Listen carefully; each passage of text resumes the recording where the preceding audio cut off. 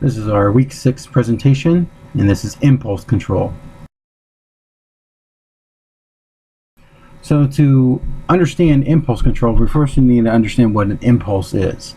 An impulse is a sudden, strong, and unreflective urge or desire to act. We're talking about those areas where we might not be thinking clearly on the things that we're trying to do, and we just do it instinctively. Sometimes that's a good thing, sometimes that's a bad thing.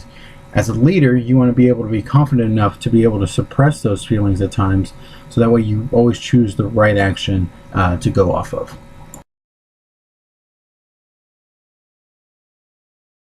So what is impulse control? Well, it is the degree in which a person can control those desires to act on those immediate gratification notions. The will to control what might be able to be considered as involuntary. Again, those are those actions that hopefully don't define us too much, but they can define us to a certain extent if we continuously react to those urges. So what is impulse control?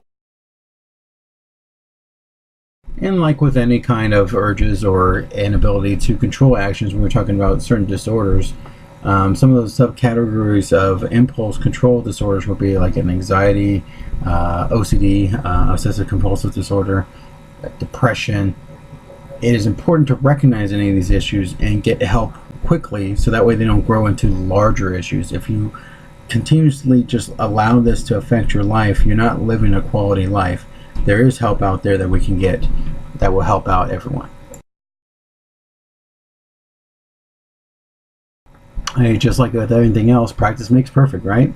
So when we're talking about impulse control, it's not something that we're just going to innately know from the beginning. It's something that we're going to have to continuously practice and learn from, whether that be when not to speak, about social cues, if we're looking at an individual that we might not necessarily interact with on a daily basis in our workplace, that sort of thing. Learning to toe that line, per se, knowing where the line is and when not to go over it. As leaders, we sometimes need to know when to continuously push somebody and when to back off. If we start to see an employee have stress, there's no reason to put more on their plate, because they might not perform in the abilities that we most likely know them to be able to perform. So with that being said, we need to know when to back off, when to add more, when to be that leader and show them the proper ways to accomplish anything.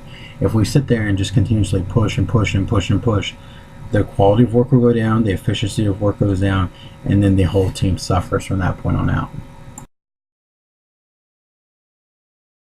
So we all goof off at work. I mean, it's something that we always do. It's something that is instilled in us, but we need to learn when we can do it and when we can't. And usually our leaders will show us when those are possible.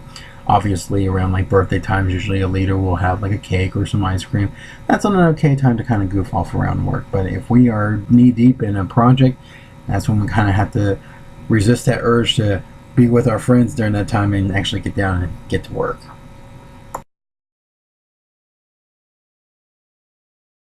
So what about those people that do show signs of some sort of impulse control issue? Well, that doesn't make them a bad person. That just means that they have a disease. We see that with multiple different people every single day. I mean, some people have a hard time breathing, so they take asthma medicine. Some other people are allergic to cats, so they stay away from cats. So impulse control does not make the bad person. It just means that they need help. And with any one of these disorders that are listed here, there is medication that does help out with that, but it's important to have those conversations with these employees to make them understand what is right and what is wrong, and allow that employee to take the time to go get help if they need to.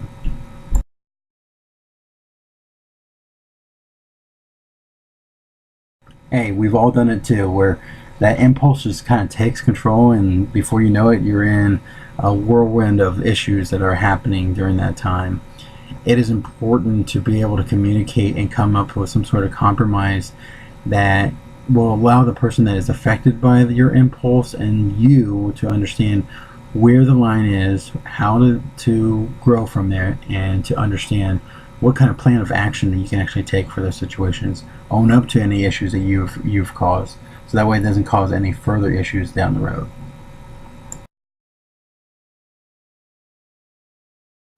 Just like with the previous slide, this is just about conflict resolution. Owning up to is the first step. I mean, and learning from that mistake. You can't just do something and not learn from it later on. If there is a miscommunication, a lack of trust, maybe we have to move teams. Maybe we have to make them understand. Maybe there's some counseling that can be done if it's your fault or their fault. Whatever is needing to be done, it should be done in a sound manner so that way everybody can benefit from it. So this slide came directly from my readings, which you're going to see that in the references below. But this is talking about that these impulse control disorders are not as uncommon as some people would think. There are plenty of people who actually suffer from some sort of impulse control disorder. So if you're starting to feel like maybe you're the only person that is affected by this, well, you're not. It comes down to the point where sometimes you just need to know that you're not alone, so that way it's not so scary in the long run. This is another slide that came from my reading. It talks about the causes of the disorder. I mean, it could be a hormonal imbalance, a biological imbalance. There have been some research done between the seizures, disorders, and violent impulse behaviors, but those are in more of the higher end of the spectrum. So just because you have an impulse control disorder does not mean that you have these violent disorders. This slide is just more of a reference towards the larger end of the scale. This is another slide that came from my pills, pills, pills, and more pills. Seems like we're a heavily medicated generation this time around, but the one stigma to medication is that it is something that will harm you in the long run. But the other thing that a lot of people don't think about is the benefits that it actually gives you.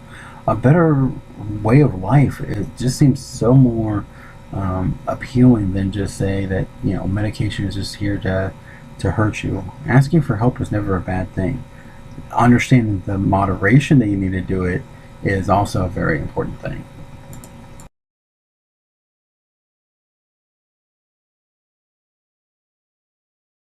So in conclusion, impulse control is something that we all have issues with.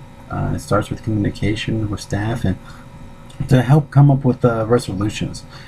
If an issue is a biological issue, seek help. Don't worry about asking for clarification if there is an issue. It just gets that communication going. The answer always starts with us, individuals. The more we push for it, the better we are. Thank you for watching my presentation. The next slide is my references. So in conclusion,